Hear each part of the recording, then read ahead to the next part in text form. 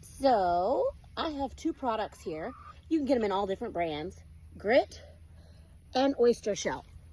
Well, Layer Feed already has calcium in it. So why would I feed Oyster Shell?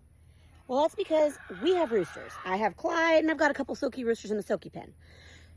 They can't really eat as much calcium as healthily because they're not making eggs, so they don't need it, and it can cause them some health issues.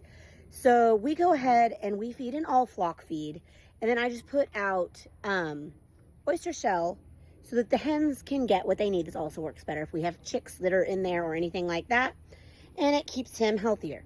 Yes, plenty of people run flocks without taking away the layer feed. They just feed it to the roosters and they end up okay.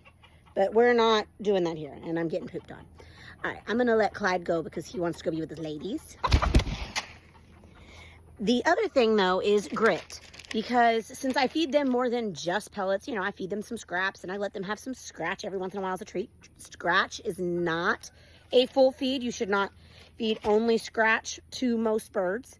There is some whole grain feeds out there that are a little bit better balanced, but the average, 5 grain scratch at the store is not enough to be a complete diet if they're not also free ranging or getting scraps or getting some other feed. They've got to have something else besides just the corn and sunflower seeds kind of situation. But if they're free ranging, they may be getting that through bugs and grass and stuff that they're finding themselves.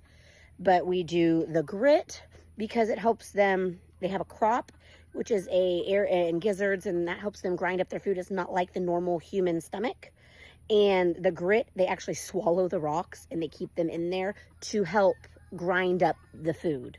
So they actually sell Grits in different sizes, depending on if you have little chicks or the bigger chickens.